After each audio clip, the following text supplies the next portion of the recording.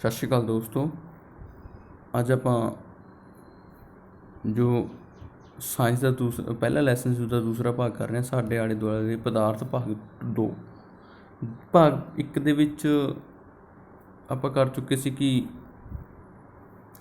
ਪਦਾਰਥ ਕੀ ਹੁੰਦਾ ਹੈ, ਇਸ ਦੇ ਗੁਣ ਕੀ ਹੁੰਦੇ ਹਨ ਅਤੇ ਇਸ ਦੀਆਂ ਅਵਸਥਾਵਾਂ ਹੁੰਦੀਆਂ ਨੇ, ਜਿਸ ਤਰ੍ਹਾਂ ਠੋਸ, ਦ੍ਰਵ, ਗੈਸ, ਪਲਾਜ਼ਮਾ ਅਤੇ ਬੋਸ-ਆਇਨਸਟੀਨ ਕੰਡੈਂਸੇਟ। ਇਹ 5 ਅਵਸਥਾਵਾਂ ਕਰ ਚੁੱਕੇ ਹਾਂ ਜੋ ਕਲਾਸ 1 ਦੇ ਵਿੱਚ ਨੇ।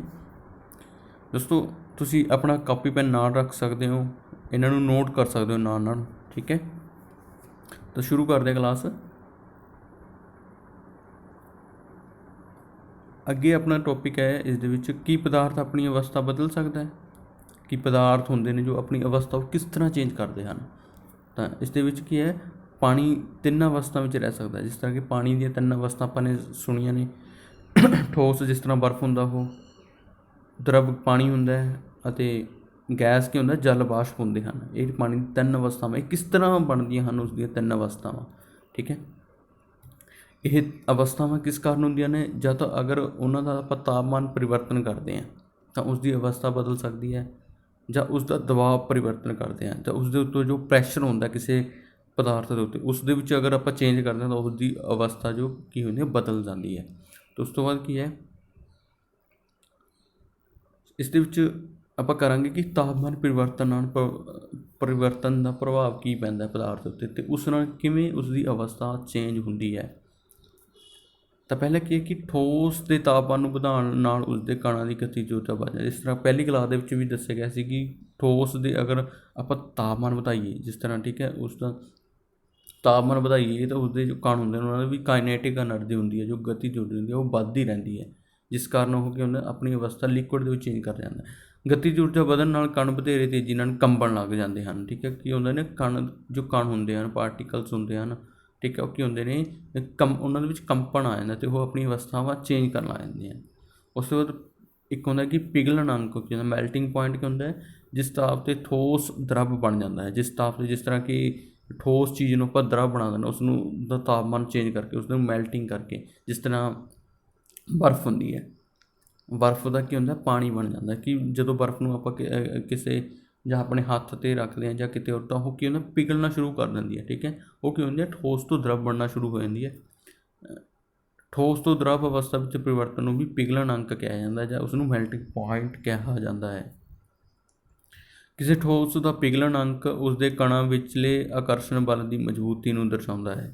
ਕਿ ਅਗਰ ਕਿਸੇ ਠੋਸ ਦਾ ਜੋ ਪਿਘਲਣ ਅੰਕ ਹੁੰਦਾ ਹੈ, ਕਿ ਅਗਰ ਉਹ ਜਲਦੀ ਪਿਘਲਦਾ ਹੈ ਤਾਂ ਉਸਦੇ ਕਣ ਬਹੁਤ, ਉਹਨਾਂ ਦੇ ਕਣਾਂ ਦੇ ਵਿੱਚ ਬਹੁਤ ਘੱਟ ਆਕਰਸ਼ਣ ਬਲ, ਜਦੋਂ ਉਹ ਟਾਈਮ ਲਾਉਂਦਾ ਪਿਘਲਣ ਲੱਗੇ ਤਾਂ ਉਸਦੇ ਕਣਾਂ ਵਿੱਚ ਆਕਰਸ਼ਣ ਬਲ ਬਹੁਤ ਜ਼ਿਆਦਾ ਹੁੰਦਾ ਹੈ।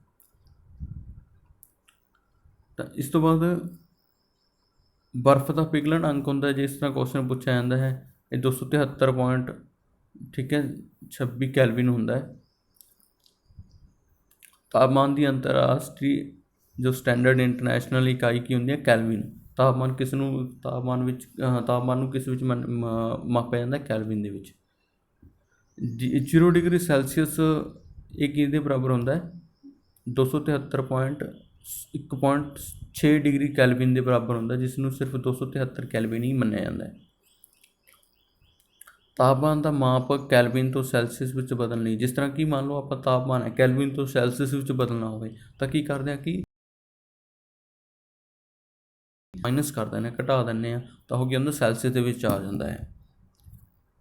ਉਸ ਤੋਂ ਬਾਅਦ ਸੈਲਸੀਅਸ ਤੋਂ ਕੈਲਵਿਨ ਵਿੱਚ ਬਦਲਣਾ ਹੋਵੇ, ਮੰਨ ਲਓ ਕਿ, ਤਾਂ ਕੀ ਹੁੰਦਾ ਕਿ ਮੰਨ ਲਓ 50 ਡਿਗਰੀ ਸੈਲਸੀਅਸ, ਠੀਕ ਹੈ, ਉਸ ਨੂੰ ਕੈਲਵਿਨ ਦੇ ਵਿੱਚ ਬਦਲਣਾ ਤਾਂ ਉਸ ਦੇ ਵਿੱਚ 273 ਜੋੜਿਆ ਜਾਂਦਾ ਹੈ, ਠੀਕ ਹੈ। ਇਹ ਕੁਐਸਚਨ ਆ ਜਾਂਦੇ ਆ। ਉਸ ਤੋਂ ਬਾਅਦ ਪਦਾਰਥ ਦੀ ਅਵਸਥਾ ਨੂੰ ਬਦਲਣ ਲਈ ਕਣਾਂ ਦੇ ਆਕਰਸ਼ਣ ਬਲ ਨੂੰ ਕਾਬੂ ਕੀਤਾ ਜਾਂਦਾ ਹੈ। ਕਿ ਪਦਾਰਥ ਦੀ ਅਵਸਥਾ ਜਿਵੇਂ ਬਦਲ ਨਹੀਂ, ਉਸਦੇ ਕਣਾਂ ਦੇ ਆਕਰਸ਼ਣ ਬਲ ਨੂੰ ਕਾਬੂ ਕੀਤਾ ਜਾਂਦਾ ਹੈ। ਆਕਰਸ਼ਣ ਬਲ ਕਿ ਉਸਦੇ ਕਣਾਂ ਵਿੱਚ ਕਿੰਨੀ ਖਿੱਚ ਆ ਆਪਸ ਦੇ ਵਿੱਚ, ਤਾਂ ਉਸ ਨੂੰ ਕੰਟਰੋਲ ਕੀਤਾ ਜਾਂਦਾ ਅਤੇ ਪਦਾਰਥ ਦੀ ਅਵਸਥਾ ਚੇਂਜ ਕੀਤੀ ਜਾਂਦੀ ਹੈ। ਉਸ ਤੋਂ ਬਾਅਦ ਹੈ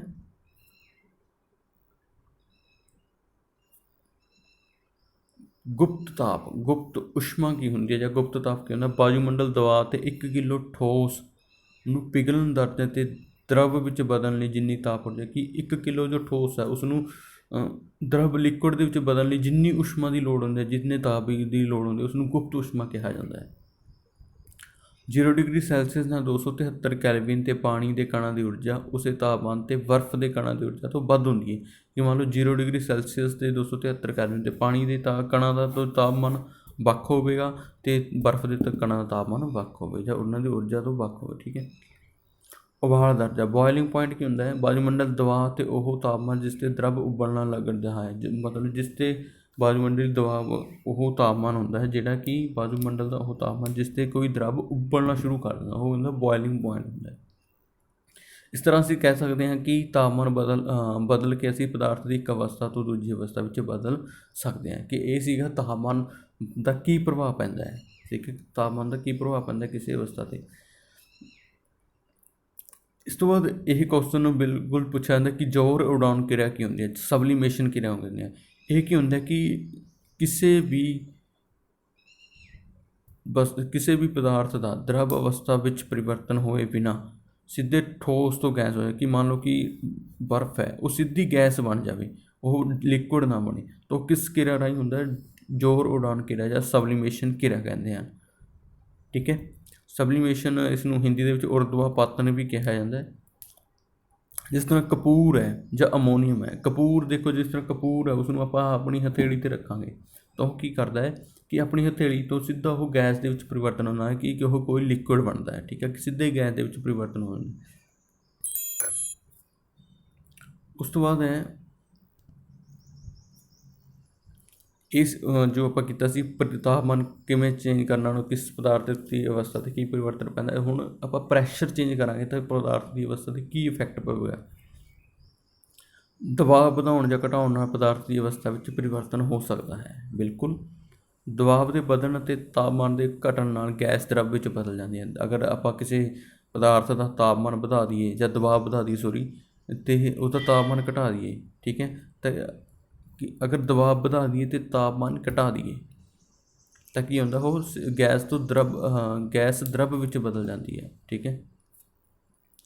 ਇਸ ਤੋਂ ਬਾਅਦ ਵਾਯੂਮੰਡਲੀ ਦਬਾਅ ਜਾਂ ਮਾਪ ਇੱਕ ਐਟਮੋਸਫੀਅਰਿਕ ਹੋਵੇ ਤਾਂ CO2 ਕਾਰਬਨ ਡਾਈਆਕਸਾਈਡ ਦਰਵ ਵਿੱਚ ਆਏ ਬਿਨਾਂ ਸਿੱਧੇ ਗੈਸ ਵਿੱਚ ਪਰਿਵਰਤਨ ਹੈ। ਜੇਕਰ ਕਿ ਵਾਯੂਮੰਡਲੀ ਦਬਾਅ ਇੱਕ ਐਟਮੋਸਫੀਅਰ ਹੋਵੇ, ਠੀਕ ਹੈ, ਤਾਂ ਜਿਹੜੀ ਕਾਰਬਨ ਡਾਈਆਕਸਾਈਡ ਹੁੰਦੀ ਹੈ ਉਹ ਕੀ ਹੁੰਦੀ ਹੈ ਕਿ ਸਿੱਧੀ ਦਰਵ ਤੋਂ ਵਿੱਚ ਆਏ ਬਿਨਾਂ ਉਹ ਕੀ ਹੁੰਦੀ ਹੈ, ਸਿੱਧੀ ਗੈਸ ਵਿੱਚ ਪਰਿਵਰਤਨ ਹੋ ਜਾਂਦੀ ਹੈ।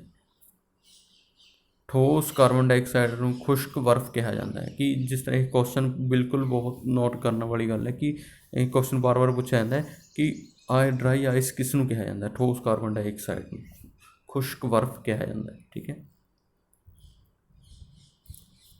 ਉਸ ਤੋਂ ਬਾਅਦ ਪਦਾਰਥ ਦੀਆਂ ਅਵਸਥਾਵਾਂ ਦਬਾਅ ਅਤੇ ਆਇਤਨ ਰਾਹੀਂ ਤੈਅ ਹੁੰਦੀਆਂ ਹਨ। ਪਦਾਰਥ ਦੀ ਅਵਸਥਾ ਕਿਸ ਰਾਹੀਂ? ਦਬਾਅ ਅਤੇ ਆਇਤਨ ਰਾਹੀਂ ਤੈਅ ਹੁੰਦੀਆਂ ਹਨ। ਐਟਮੋਸਫੀਅਰਿਕ ਗੈਸੀ ਦਬਾਅ ਦੇ ਮਾਪਣ ਦੀ ਇਕਾਈ ਹੈ। ਗੈਸੀ ਦਬਾਅ ਅਗਰ ਕਿਸੇ ਦਾ ਮਾਪਣਾ ਹੋ ਤਾਂ ਉਹ ਕਿਸ ਦੇ ਵਿੱਚ ਮਾਪਿਆ ਜਾਂਦਾ? ਐਟਮੋਸਫੀਅਰਿਕ।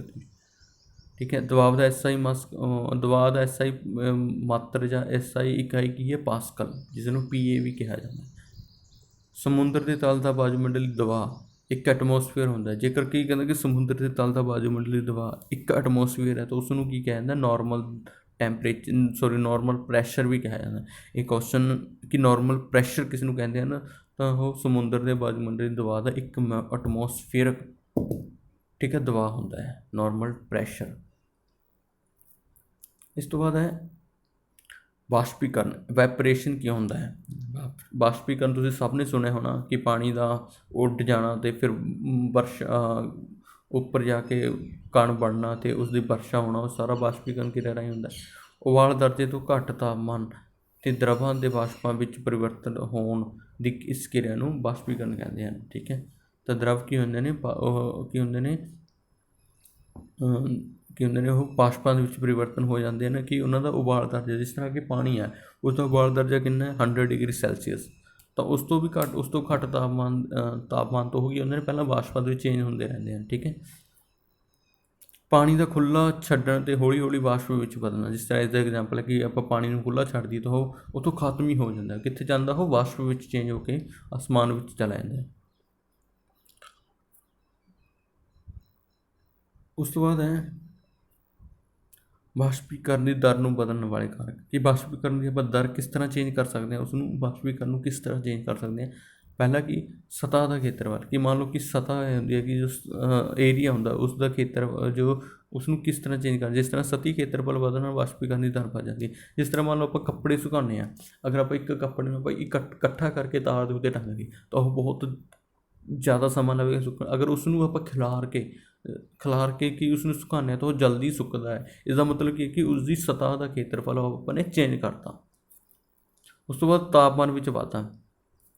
ਤਾਪਮਾਨ ਵਧਣ ਨਾਲ ਕਣਾਂ ਨੂੰ ਗਤੀਜ ਊਰਜਾ ਮਿਲ ਜਾਂਦੀ ਹੈ, ਜਿਸ ਕਾਰਨ ਉਹ ਬਾਸ਼ਪੀਕ੍ਰਿਤ ਹੋ ਜਾਂਦੇ ਹਨ। ਜੋ ਪਾਣੀ ਦੇ ਕਣ ਹੁੰਦੇ ਹਨ ਜਿਸ ਤਰ੍ਹਾਂ, ਠੀਕ ਹੈ, ਜੋ ਬਾਸ਼ਪੀਕਰਨ ਉਹ ਕੀ ਹੁੰਦੇ ਨੇ, ਤਾਪਮਾਨ ਵਧਣ ਨਾਲ ਕੀ ਹੁੰਦੇ ਨੇ ਕਿ ਜਲਦੀ ਬਾਸ਼ਪੀਕਰਨ ਹੁੰਦਾ ਉਹਨਾਂ ਦਾ, ਕਾਈਨੈਟਿਕ ਐਨਰਜੀ ਵੱਧ ਜਾਂਦੀ ਉਹਨਾਂ ਦੀ। ਉਸ ਤੋਂ ਬਾਅਦ ਹਵਾ ਦੀ ਨਮੀ ਵਿੱਚ ਕਮੀ, ਜਵਾ ਨਹੀਂ ਹਵਾ, ਠੀਕ ਹੈ, ਹਵਾ ਦੀ ਨਮੀ ਵਿੱਚ ਕਮੀ। ਹਵਾ ਵਿੱਚ ਮੌਜੂਦ ਜਲ ਵਾਸ਼ਪਾਂ ਦੀ ਮਾਤਰਾ ਨਮੀ ਕਹਾਉਂਦੀ ਹੈ, ਠੀਕ ਹੈ। ਜੋ ਜਲ ਵਾਸ਼ਪ ਹੁੰਦੇ ਹਨ ਹਵਾ, ਉਹਨਾਂ ਦੇ ਵਿੱਚ ਮੌਜੂਦ ਜੋ ਜਲ ਵਾਸ਼ਪ ਹੁੰਦੇ ਹਨ ਉਹ ਕੀ ਹੁੰਦੇ ਨੇ, ਨਮੀ ਕਹਾਉਂਦੇ ਹਨ। ਜਦੋਂ ਹਵਾ ਵਿੱਚ ਪਾਣੀ ਦੇ ਕਣਾਂ ਦੀ ਮਾਤਰਾ ਪਹਿਲਾਂ ਦੀ ਹੀ ਜ਼ਿਆਦਾ ਹੋਵੇਗੀ ਤਾਂ ਵਾਸ਼ਪੀਕਰਨ ਦੀ, ਮੰਨ ਲਓ ਕਿ ਜਿਸ ਤਰ੍ਹਾਂ ਕਿ ਸਰਦੀਆਂ ਦੇ ਵਿੱਚ ਕਹਿੰਦੇ ਕੱਪੜੇ ਬਹੁਤ ਘੱਟ ਸੁੱਕਦੇ ਹਨ। ਕਿਉਂ ਸੁੱਕਦੇ ਹਨ? ਕਿਉਂਕਿ ਉਸ ਵਕਤ ਪਾਣੀ ਦੇ ਵਿੱਚ ਕੀ ਹੁੰਦਾ ਕਿ ਨਮੀ ਬਹੁਤ ਜ਼ਿਆਦਾ ਹੁੰਦੀ ਹੈ, ਤਾਂ ਜੋ ਕੱਪੜੇ ਹੁੰਦੇ ਆ ਬਹੁਤ ਘੱਟ ਸੁੱਕਦੇ ਹਨ। ਉਸ ਤੋਂ ਬਾਅਦ ਹਵਾ ਦੀ ਗਤੀ ਵਿੱਚ ਵਾਧਾ। ਹਵਾ ਦੀ ਗਤੀ, ਜਿਸ ਤਰ੍ਹਾਂ ਕਿ ਆਪਾਂ ਹਵਾ ਦੇ ਤੇਜ਼ ਹੋਣ ਨਾਲ ਜਲ ਵਾਸ਼ਪਾਂ ਦੇ ਕਣ ਜਲਦੀ ਉੱਡ ਜਾਂਦੇ ਹਨ, ਠੀਕ ਹੈ। ਜਿਸ ਤਰ੍ਹਾਂ ਆਪਾਂ ਸਰਦੀਆਂ ਦੇ ਵਿੱਚ ਕੀ ਕਰਦੇ ਹਨ, ਕੱਪੜੇ ਸੁਕਾਉਣ ਵੇਲੇ ਕੀ ਕਰਦੇ ਨੇ, ਪੱਖਾ ਲਾ ਦਿੰਦੇ ਹਾਂ, ਤਾਂ ਉਹ ਕੀ ਕਰ ਦਿੰਦੀ ਹੈ, ਹਵਾ ਦੀ ਗਤੀ ਜਿਹੜੀ ਤੇਜ਼ ਹੋ ਜਾਂਦੀ ਹੈ, ਜਿਸ ਕਾਰਨ ਉਸਦੇ ਜਿਹੜੇ ਕਣ ਹੁੰਦੇ ਨੇ, ਵਾਸ਼ਪ ਕਣ ਹੁੰਦੇ ਹਨ, ਉਹ ਜਲਦੀ ਉੱਡਣਾ ਸ਼ੁਰੂ ਕਰ ਦਿੰਦੇ ਹਨ, ਠੀਕ ਹੈ। ਉਸ ਤੋਂ ਬਾਅਦ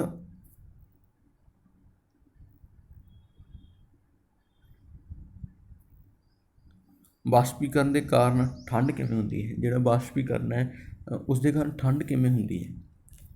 ਪਹਿਲਾਂ ਕੀ ਹੁੰਦਾ, ਬਾਸ਼ਪੀਕਰਨ ਦੌਰਾਨ ਘੱਟ ਹੋਈ ਊਰਜਾ ਨੂੰ ਦੁਬਾਰਾ ਪ੍ਰਾਪਤ ਕਰਨ ਲਈ ਦਰੱਬ ਦੇ ਕਣ ਆਪਣੇ ਆਲੇ ਦੁਆਲੇ ਤੋਂ ਊਰਜਾ ਸੋਖ ਲੈਂਦੇ ਹਨ, ਜਿਸ ਨਾਲ ਠੰਡ ਹੋ ਜਾਂਦੀ। ਜਿਸ ਤਰ੍ਹਾਂ ਤੁਸੀਂ ਦੇਖਿਆ ਹੋਵੇਗਾ ਕਿ ਘੜੇ ਦਾ ਪਾਣੀ ਠੰਡਾ ਹੁੰਦਾ ਹੈ। ਕਿਉਂ ਹੁੰਦਾ ਹੈ?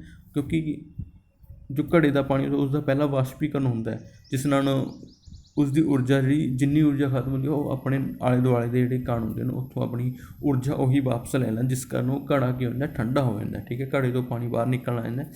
ਇਸ ਤਰ੍ਹਾਂ ਸੂਤੀ ਕੱਪੜੇ, ਠੀਕ ਹੈ, ਇਹਨਾਂ ਵਿੱਚ ਕੀ ਹੁੰਦਾ ਕਿ ਪਾਣੀ ਸੋਖਣ ਦੀ ਸ਼ਕਤੀ ਜ਼ਿਆਦਾ ਹੁੰਦੀ ਹੈ, ਇਸ ਲਈ ਗਰਮੀਆਂ ਵਿੱਚ ਸੂਤੀ ਕੱਪੜੇ ਪਾਏ ਜਾਂਦੇ ਹਨ। ਇਸ ਲਈ ਸਾਡਾ ਪਸੀਨਾ ਇਸ ਵਿੱਚ ਸੋਖੀ ਜਾਂ ਸ਼ੋਸ਼ਿਤ ਹੋ ਜਾਂਦਾ ਹੈ, ਵਾਯੂਮੰਡਲ ਵਿੱਚ ਆਸਾਨੀ ਨਾਲ ਵਾਸ਼ਪੀਕਰ। ਜਿਹੜੇ ਆਪਾਂ ਗਰਮੀਆਂ ਦੇ ਵਿੱਚ ਕੀ ਕਰਦੇ ਹਾਂ, ਸੂਤੀ ਕੱਪੜੇ ਪਾਉਂਦੇ ਹਾਂ, ਤਾਂ ਸੂਤੀ ਕੱਪੜੇ ਕੀ ਕਰਦੇ ਹਨ, ਜਿਹੜਾ ਆਪਣਾ ਪਸੀਨਾ ਉਸ ਨੂੰ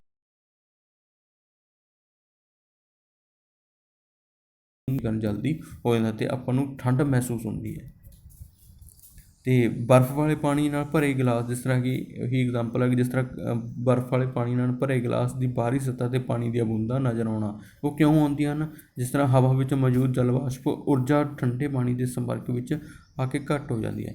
ਜਿਹੜੇ ਕਿ ਹਵਾ ਵਿੱਚ ਮੌਜੂਦ ਹੁੰਦੇ ਹਨ ਜਲ ਵਾਸ਼ਪ, ਉਹਨਾਂ ਦੀ ਜਦੋਂ ਊਰਜਾ ਪਾਣੀ ਬਰਫ਼ ਵਾਲੇ ਪਾਣੀ ਨਾਲ ਭਰੇ ਗਿਲਾਸ ਦੇ ਨਾਲ ਮਿਲਦੀ ਹੈ ਤਾਂ ਉਹਨਾਂ ਦੀ ਜਿਹੜੀ ਊਰਜਾ ਉਹ ਕੀ ਹੁੰਦਾ ਘੱਟ ਆ ਜਾਂਦੀ ਹੈ, ਠੀਕ, ਘੱਟ ਹੋ ਜਾਂਦੀ ਹੈ, ਜਿਸ ਨਾਲ ਉਹ ਕੀ ਹੁੰਦਾ ਦਰਵ ਅਵਸਥਾ ਵਿੱਚ ਬਦਲਦਾ, ਜਿਸ ਕਾਰਨ ਆਪਾਂ ਨੂੰ ਪਾਣੀ ਦੇ ਗਲਾਸ ਦੇ ਬਾਹਰ ਪਾਣੀ ਦੀਆਂ ਬੂੰਦਾਂ ਦਿਖਾਈ ਦਿੰਦੀਆਂ ਹਨ। ਇਹ ਉਹੀ ਕਾਰਨ ਹੁੰਦਾ ਹੈ।